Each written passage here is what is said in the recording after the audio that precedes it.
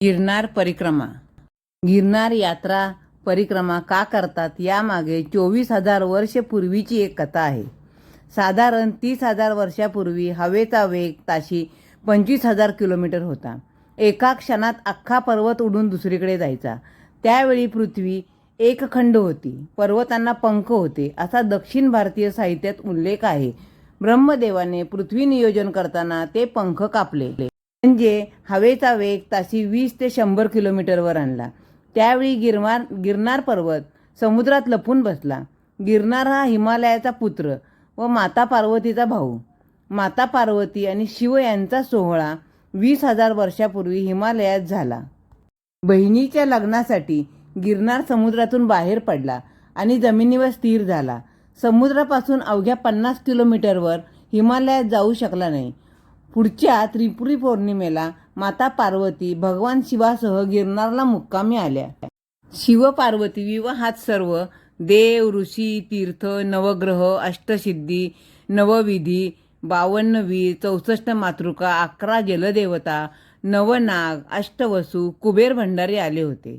त्यांच्यासह शिव पार्वती 4 दिवस गिरनारवर होते. त्या काळात सर्व देवतांनी गिरनारच्या जंगलात मुक्काम केला होता. आजही कार्तिक एकादशी ते कार्तिक पौर्णिमा या दिवसात सर्व देवता गिरनारच्या परिक्रमा मार्गात मुक्कामी असतात. परिक्रमेत 5 रात्री मुक्काम करावा, कमीत कमी 1 रात्र मुक्काम करावा, म्हणजे या देवतांचे सानिध्य व आशीर्वाद मिळतात. याकरता ही परिक्रमा केली जाते. शास्त्रानुसार एकूण 3 गिरनार परिक्रमा केल्या की एका कैलास यात्रेचे पुण्य मिळते. गिरनार पर्वत उजव्या हाताला ठेवून त्याला प्रदक्षिणा घालणे यालाच परिक्रमा करणे असे म्हणतात. पुरातन काळापासून सदर परिक्रमा चालू आहे. गिरनारच्या भोवतीने पूर्ण जंगल आहे, जे सध्या फॉरेस्ट डिपार्टमेंटच्या अखत्यारीत आहे. वर्षभर आपल्याला या जंगलात प्रवेश मिळत नाही. फक्त या परिक्रमेच्या कालावधीतच 5 दिवस सर्वांसाठी प्रवेश मिळतो. या जंगलात मुंगी, विंचूपासून ते सिंहापर्यंत भरपूर प्राणी आहेत. पण या 5 दिवसात ते प्राणी आपल्याला काहीही त्रास देत नाहीत. ही दत्तगुरूंचीच कृपा आहे. देव आणि त्याचे गण हे सुद्धा या कालावधीतच परिक्रमेसाठी येतात आणि परिक्रमा करतात, अशी आख्यायिका आहे. ही परिक्रमा केल्याने आपल्या हातून कळत नकळत घडलेल्या अनेक पापांची मुक्ती मिळते. त्यामुळे प्रचंड संख्येने भक्त मंडळी ही परिक्रमा करतात. आपल्यासारख्या सामान्य माणसापासून ते साधू संत आणि देवसुद्धा ही परिक्रमा करतात. त्यामुळे परिक्रमा करताना या सत्पुरुषांचे दर्शन होते. आशीर्वाद मिळाल्यास सोने पे सुहागा. गिरनार पर्वत परिक्रमेचा मार्ग हा पूर्णपणे जंगलातून जातो.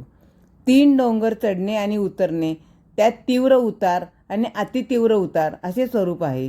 चारी बाजूने घनघोर जंगल, उंच झाडे, झावळ्या, मोठे मोठे वृक्ष यामधून दत्तभक्त परिक्रमा करत असतात.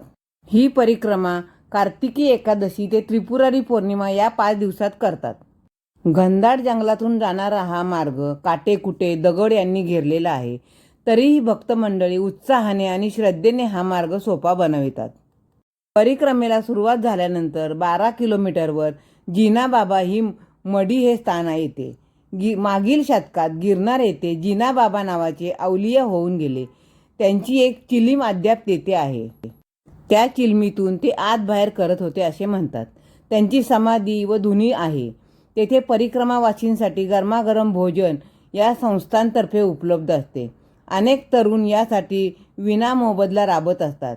थोडे पुढे छोटीशी नदी लागते, सरनो नावाची. त्यात बरेच जण स्नान करतात. तेथून पुढे 8 किलोमीटरवर मालवेला हे स्थान लागते. मालवेला येथे आंब्याची अनेक झाडे आहेत. गिरनार पर्वताचा हा मध्यभाग आहे. येथून पुढे 8 किलोमीटरवर बोरदेवीचे स्थान आहे. अतिशय रमणीय असे स्थान आहे. विग्रह आणि मंदिर दोन्ही नितांत सुंदर आहेत. परिक्रमेतील शेवटचा टप्पा हा बोरदेवी ते तलेटी हा मार्ग परिक्रमावासींसाठी अतिशय सरळ आहे. तलेटी म्हणजे गिरनार पर्वताच्या पहिल्या पायरीजवळ आल्यावर ही परिक्रमा पूर्ण होते.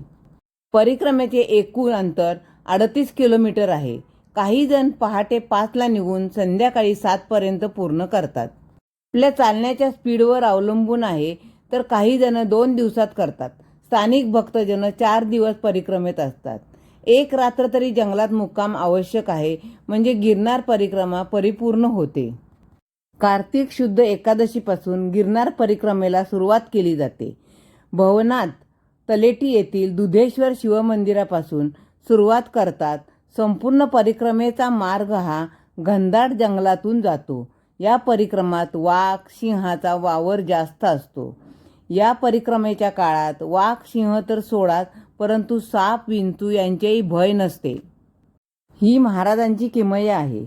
महाराजांच्या आशीर्वादाने यात्रेकरू निर्भय होऊन परिक्रमा करतात.